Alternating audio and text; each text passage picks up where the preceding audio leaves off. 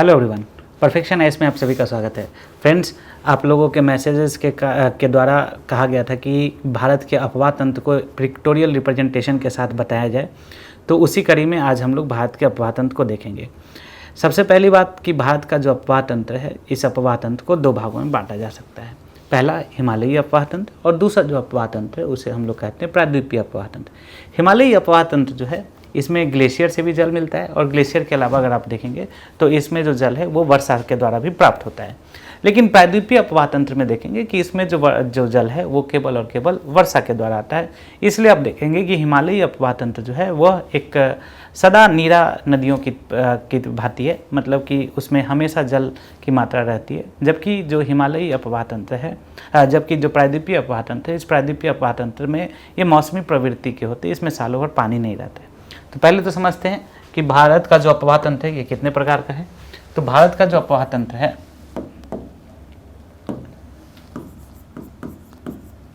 भारत का अपवाह तंत्र, इसको हम लोग दो भागों में बांट सकते हैं। पहला हिमालयी अपवाह तंत्र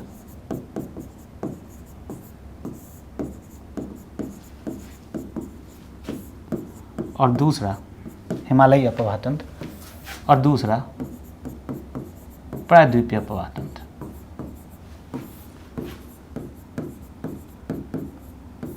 हिमालयी अपवाह तंत्र के अंतर्गत अगर हम लोग देखें तो इसमें मुख्य रूप से सिंधु नदी का अपवाह तंत्र है, दूसरा गंगा नदी का अपवाह तंत्र है और तीसरा ब्रह्मपुत्र नदी का अपवाह तंत्र है। वहीं प्रायद्वीपीय अपवाह तंत्र में देखें तो इसके दो प्रकार हम लोग बांट सकते हैं। पहला ऐसा अपवाह तंत्र जिसका प्रवाह पूर्व की ओर है, पूर्व की ओर प्रवाह, और दूसरा जिसका अपवाह पश्चिम दिशा की ओर है। ठीक है, यद्यपि कि भारत का जो झुकाव है वो पूर्व की ओर है, इसलिए ज़्यादातर जो नदियां हैं वो पूर्व की ओर बहती हैं, लेकिन कुछ नदियां पश्चिम की ओर बहती हैं। उसके कुछ विशेष कारण होते हैं, जैसे कि पहला कारण क्या है कि पश्चिम की ओर अपवाह कब होता है, जब नदियां भ्रंश घाटी में बहती है, भ्रंश घाटी में बहती है, तब नदियों का प्रवाह जो है वो किधर की ओर होता है, पश्चिम की ओर होता है। और दूसरा जब पश्चिमी घाट के पश्चिम की ओर, जैसे यहाँ पर भारत का पश्चिमी घाट है और इस पश्चिम घाट के पश्चिम की ओर जब अपवाह होगा तो वो किधर की ओर होगा, पश्चिम की ओर होगा। तो दूसरा जो होता है वो होता है पश्चिमी घाट के पश्चिम की ओर का अपवाह। ठीक है, तो पूर्व की ओर प्रवाह में कौन कौन से आएंगे? सबसे इंपॉर्टेंट गोदावरी, कृष्णा और कावेरी। जबकि अगर हम लोग भ्रंश घाटी में देखेंगे तो मुख्य रूप से नर्मदा और ताप्ती नदी, ये कहाँ पे बहती है? भ्रंश घाटी में बहती है। पश्चिमी घाट के पश्चिम की ओर प्रवाह देखें तो कई सारी नदियां हैं, जैसे शत्रुंजी, ये छोटी छोटी नदियां हैं, वैतरणी, सरामती, ये सारी नदियां जो हैं वो पश्चिम घाट के पश्चिम की ओर अपवाहित होती है। ठीक है, तो एक एक करके समझेंगे। सबसे पहले हम लोग देखेंगे किसके बारे में, हिमालयी अपवाह तंत्र के बारे में, कि इसका विकास कैसे हुआ है। समझते हैं।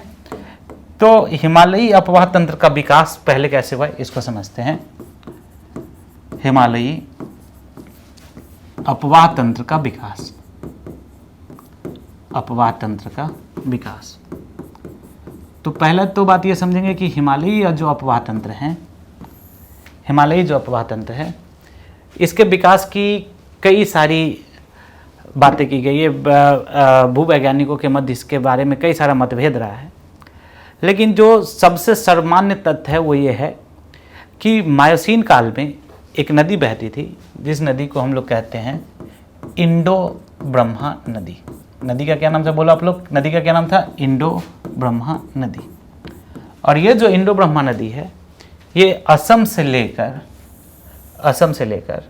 कहाँ तक, असम से लेकर सिंध की घाटी तक, सिंध तक, असम से लेकर सिंध तक ये नदी बहती थी। असम से लेकर सिंध तक ये नदी बहती थी। और ये नदी जो इंडो ब्रह्मा नदी थी इसी को शिवालिक नदी भी कहा जाता है। और ये जो नदी थी ये नदी एक प्रौढ़ावस्था में थी। इसका जो प्रवाह था वो क्या था, प्रौढ़ावस्था में था। लेकिन जैसे ही हिमालय का उत्थान हुआ, इनका जो स्लोप है, ढाल, उस ढाल में वृद्धि हुई। और इस प्रक्रिया को हम लोग बोलते हैं रिवर रिजनरेशन, यानी कि नदी का पुनः उत्थान होना। और इस पुनः उत्थान के फलस्वरूप, क्योंकि पहले जो स्लोप था वो क्या था, पहले रिवर सिंपली फ्लो कर रहा था। अब क्या हुआ, यहाँ पर बीच में पहाड़ निकल गया तो स्लोप क्या हो जाएगा, बढ़ जाएगा। और स्लोप जब बढ़ जाएगा तो रिवर में क्या आ जाएगा, एक नदी के अंदर क्या आ जाएगा, नदी के अंदर स्लोप बढ़ने से, उसके ढाल जो बढ़ने से उसका प्रवाह जो होगा वो प्रवाह क्या हो जाएगा, तीव्र हो जाएगा। और जैसे ही इसका प्रवाह तीव्र होता है, इस प्रक्रिया को हम लोग रिवर रिजनरेशन कहते हैं, नदी का पुनः उत्थान कहते हैं। और यहाँ पर ये नदियाँ जो है वो 3 भागों में बढ़ जाती है। इन 3 भागों को हम लोग कहते हैं, सबसे पहला सिंधु नदी तंत्र, दूसरा गंगा नदी तंत्र और तीसरा ब्रह्मपुत्र नदी तंत्र। सिंधु, गंगा और ब्रह्मपुत्र 3 प्रकार के नदी तंत्रों का विकास होता है। आई होप आप लोगों को समझ में आ रहा होगा। तो एक एक करके समझेंगे। पहले तो इसका पिक्टोरियल रिप्रेजेंटेशन सिंधु नदी का, उसके बाद फिर किसका, गंगा नदी का, और फिर उसके बाद किसका, ब्रह्मपुत्र नदी का। तीनों को एक एक करके समझने का प्रयास करते हैं। तो सबसे पहला ये वाला आप लोग इसको भी लिख लीजिएगा, इसका स्क्रीनशॉट ले लीजिएगा, ठीक है। इसके बाद हम लोग देखेंगे कि कैसे सिंधु नदी का उद्गम हुआ, कहाँ से हुआ। 4-5 फैक्ट्स के बारे में हम लोग पढ़ेंगे। ये एक डायग्रामेटिक रिप्रेजेंटेशन है। आप इसको देखेंगे कि सबसे पहला यहाँ से एक नदी निकल रही है, इस नदी को हम लोग सिंधु नदी कहते हैं। ये मानसरोवर झील के पास, मानसरोवर झील के पास से ये इसका उद्गम हो रहा है, ठीक है। एक हिमनद है जिसको हम लोग बोलते हैं बोखरचू हिमनद के पास से इसका उद्गम हो रहा है। और जब यहाँ से इसका उद्गम हो रहा है तो आप देखेंगे इसके पश्चात ये ऐसे जास्कर श्रेणी है यहाँ पे, ठीक है। और ऊपर में देखेंगे तो इसके बाद यहाँ पर लद्दाख श्रेणी आपको दिख रहा होगा। तो जास्कर और लद्दाख श्रेणी के मध्य बहते हुए फिर आगे जाकर ये अरब सागर में अपना जल विसर्जित कर रही है। तो इसके पूरे मेथड को समझेंगे, इसके पूरे प्रोसेस को समझेंगे, कैसे कैसे ये बहता है, क्या क्या इसके अंदर है। 4-5 फैक्ट्स के साथ समझेंगे। तो सबसे पहला तो आप ये समझेंगे कि इसका जो उद्गम हुआ है, उद्गम कहाँ से होता है, उद्गम इसका होता है बोखरचू हिमनद से होता है। और तिब्बत में इस नदी को सिंगी खम्बान कहते हैं। सिंगी खम्बान, यानी कि तिब्बत में इस नदी को सिंगी खम्बान कहते हैं। सिंगी खम्बान यानी कि सिंगी खम्बान का अर्थ होता है शेर का मुख, शेर का मुख। उसके बाद ये इंडिया में इंटर करता है। और ये नदी इंडिया में इंटर करने के बाद लद्दाख और जास्कर श्रेणी के मध्य, किसके मध्य बोलो, लद्दाख श्रेणी और जास्कर श्रेणी के मध्य इंडिया में इंटर करता है। लद्दाख और जास्कर श्रेणी के मध्य इंडिया में इंटर करता है। और उसके बाद ये आगे बढ़ते हुए गिलगित के पास, गिलगित एक जगह है, उस जगह पे यहाँ पर गिलगित के पास एक गॉर्ज का फॉर्मेशन करता है, ठीक है, गॉर्ज का फॉर्मेशन करता है। और ये जो गॉर्ज है ये विश्व का सबसे गहरा गॉर्ज है, सबसे गहरा गॉर्ज है। लगभग 5300 मीटर गहरा गॉर्ज है, ठीक है। तो गॉर्ज का फॉर्मेशन करता है ना। और गॉर्ज का फॉर्मेशन करने के बाद लगभग 5200-5300 मीटर ये गहरा गॉर्ज है। और गॉर्ज का फॉर्मेशन करने के बाद फिर ये नदी जो है आगे जाकर यहाँ पर नंगा पर्वत को पार करता है, नंगा पर्वत को, और नंगा पर्वत को पार करने के बाद फिर ये पाकिस्तान में इंटर करता है। पाकिस्तान में इंटर करने के बाद इसका पाकिस्तान में इंटर करने से पहले इसका डायरेक्शन आप देखेंगे कि ये चेंज हो जाता है, दक्षिण पश्चिम की ओर हो जाता है। और पाकिस्तान में इंटर करने से पहले के बाद ये जो है पंचनद का जल ग्रहण करता है। और पंचनद का जल वो कैसे ग्रहण करता है, तो पंचनद का जल वो पांचों नदियों का एक सम्मिलित प्रवाह के रूप में, पांचों नदियां अलग अलग सिंधु नदी में नहीं मिलती है, ये पांचों नदियां एक साथ किसमें जाकर मिलती है, सिंधु नदी में मिलती है। और फिर पंचनद का जल ग्रहण करने के बाद ये नदी जो है वो जाकर कहाँ पे, अरब सागर के अंदर अपना मुहाना का निर्माण करते हैं। अगर आप इसके सहायक नदियों को देखेंगे तो इसकी कई सारी सहायक नदियां हैं, जैसे कि दाहिनी तट पर मिलने वाली जो सहायक नदियां हैं उसको देख लेते हैं कि दाहिनी तट पर कौन कौन सी सहायक नदियां मिल रही हैं। दाहिनी तट पे मिलने वाली सहायक नदियों का नाम याद करते हैं। तो आप देख रहे होंगे कि दाहिने तट पर जो मिलने वाली नदियां हैं, श्योक दिख रहा होगा आप लोग को, श्योक होगा, सिगार होगा, गिलगित होगा, ठीक है। तो याद कर लेते हैं कौन कौन सी दाहिने तट पर मिलने वाली नदियां हैं, श्योक, गिलगित, सिगार, खुर्रम, तोंची, है ना, खुर्रम, तोंची, बिबोआ, गॉस्टिंग, बिबोआ, गॉस्टिंग, ये सारी नदियां जो हैं इसे दाहिने तट पर मिलती हैं। इनके अलावा अगर देखें तो बाएं तट पर भी कई सारी नदियां मिल रही हैं, जिनमें सूरू, द्रास, जास्कर, ये सारे फेमस हैं। तो बाएं तट पर कौन कौन सी नदियां मिल रही हैं वो लिख लेते हैं। बाएं तट पर मिलने वाली नदियां कौन कौन सी हैं, बाएं तट पर सूरू, द्रास और जास्कर, सूरू, द्रास और जास्कर, ये सारी नदियां जो है इससे कहाँ मिलती हैं, बाएं तट पर मिलती हैं, ठीक है। तो ये था आपको किसके बारे में, सिंधु नदी तंत्र के बारे में। इसके बाद जो इस पंचनद है, वो पंचनद किसको किसको कहा जाता है, वो आप लोग को पता होगा कि पंचनद किसको किसको कहा जाता है। जो 5 नदियों का जो क्षेत्र है जिसे पंजाब हम लोग कहते हैं, उसमें कौन कौन सी नदियां हैं, झेलम पता होगा आप लोग को, फिर क्या, चिनाब, फिर रावी, फिर ब्यास, और सबसे लास्ट में कौन सा है, सतलज। झेलम, चिनाब, रावी, ब्यास और सतलज। देखे करके सबको देखते हैं, इसके डायरेक्शंस को देखते हैं, इनके मूवमेंट को देखते हैं। तो अगर आप लोग इसके डायरेक्शन को देखें तो यहाँ से जो कुछ नदियाँ हैं, सबसे पहले एक नदी है जिसका नाम है झेलम। तो यहाँ देखेंगे कि ये वेरीनाग से निकल रहा है और बुलर झील इसी से बनते हुए ये आगे बढ़ रहा है। इस नदी का नाम है झेलम। तो झेलम के फैक्ट्स को समझेंगे, झेलम के फैक्ट्स को लिखेंगे, है ना, झेलम के फैक्ट्स को लिखेंगे। तो झेलम का जो उद्गम हो रहा है, उद्गम आपको पता होगा किसका, जो एंशिएंट नेम है वो वितस्ता है। और जो झेलम का उद्गम है वो पीर पंजाल रेंज में, पीर पंजाल रेंज में झेलम के बारे में देखें तो झेलम का उद्गम जो है वो पीर पंजाल रेंज में वेरीनाग के निकट, वेरीनाग के निकट शेषनाग झील से, वेरीनाग के निकट कौन से झील से होता है, शेषनाग झील से इसका उद्गम होता है ना। वेरीनाग के निकट कौन से झील से इसका उद्गम होता है, शेषनाग झील से इसका उद्गम होता है, ठीक है। और आपको पता है कि इससे जो है वो कौन सा, इससे आपने देखा कि इससे कौन सी झील बन रही है, बुलर झील बन रही है, ठीक है। तो इससे बुलर झील का निर्माण होता है। और ये नदी जो है आगे जाकर पाकिस्तान में झंग के निकट, झंग के निकट किस नदी से मिल जाता है, चेनाब नदी से मिल जाता है। पाकिस्तान में झंग के निकट किससे मिल जाता है, चेनाब नदी से मिल जाता है। याद आएगा सभी को, ठीक है। तो सबसे पहली जो नदी थी उस नदी का क्या नाम था, झेलम।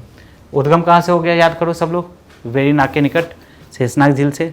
और इससे कौन सा झील बन रहा है, इसका गोखुर झील कौन सा है, तो बुलर झील।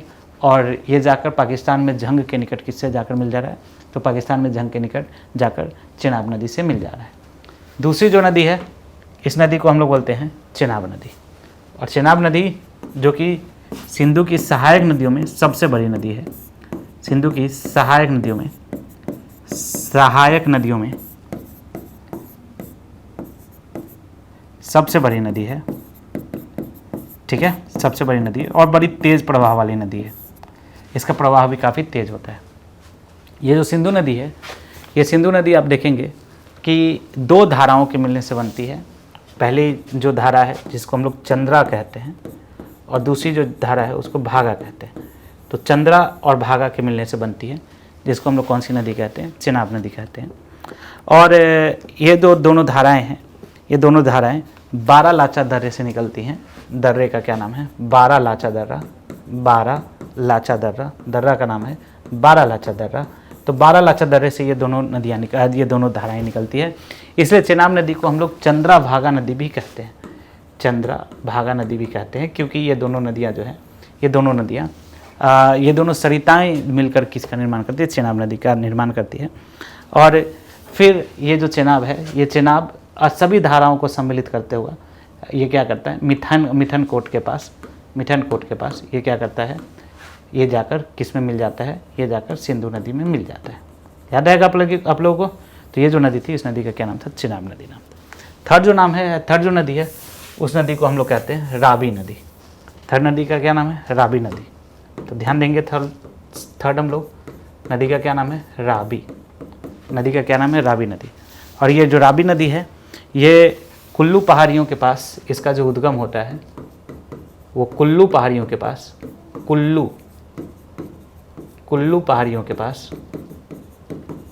रोहतांग दर्रे से, कुल्लू पहाड़ियों के पास रोहतांग दर्रे से इसका उद्गम होता है। कुल्लू पहाड़ियों के पास रोहतांग दर्रे से इसका उद्गम होता है और चंबा घाटी में प्रवाहित होते हुए आप देख पा रहे होंगे, ठीक है, कि इसका ये जो रावी नदी है, ये चंबा घाटी में बहते हुए फिर ये पाकिस्तान में प्रवेश करती है।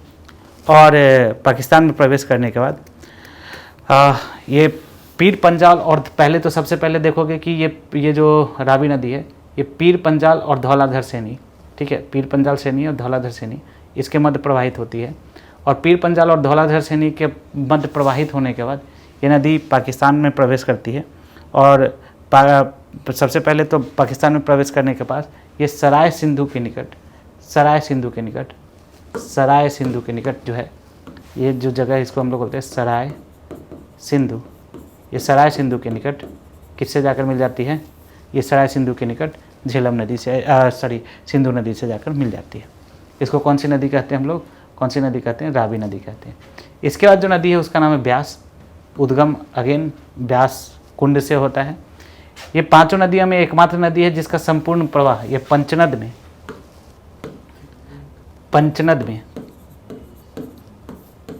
एकमात्र नदी है जिसका संपूर्ण प्रवाह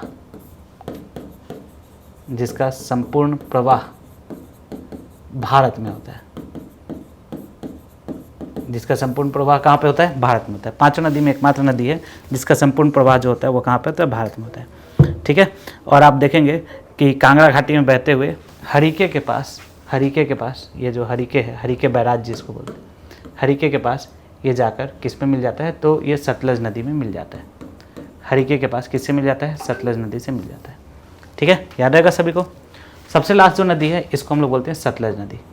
तो सतलज नदी को अगर हम लोग देखें तो इसका उद्गम जो है ये भी मानसरोवर झील के पास राकसताल झील से होता है। अब देखेंगे कि ये बिल्कुल समानांतर इसके चल रहा है, किसके? सिंधु नदी के समानांतर चलता है। लगभग 400 किलोमीटर तक, 400 किलोमीटर्स तक ये क्या चलता है? सिंधु नदी के समानांतर चलता है। उसके बाद सिंधु नदी के समानांतर चलने के बाद ये नदी जो है, ये नदी आप सिपकिला दर्रे से, यहाँ पर एक दर्रा है जिस दर्रे को हम लोग क्या कहते हैं? सिपकिला दर्रा कहते हैं। तो सिपकिला दर्रे से भारत में प्रवेश करता है। और जब ये सिपकिला दर्रे से भारत में प्रवेश करता है तो भारत में प्रवेश करने के बाद आप देखेंगे कि जास्कर श्रेणी, धौलाधर श्रेणी, कई सारी श्रेणियों को कट करते हुए जास्कर, धौलाधर, इन सभी को कट करते हुए ये आगे बढ़ता है और फिर पाकिस्तान में जाकर चेनाब नदी से मिल जाता है, और चेनाब जो है वो मिथेनकोट में किससे, सिंधु नदी से मिल जाता है। तो ये था आपको सिंधु नदी तंत्र के बारे में। नेक्स्ट लेक्चर में हम लोग गंगा और ब्रह्मपुत्र नदी तंत्र को एक साथ पढ़ेंगे। आई होप आप लोग को समझ में आया होगा। अगर कोई डाउट है तो प्लीज़ कमेंट सेक्शन में कमेंट करेंगे। Thank you for watching.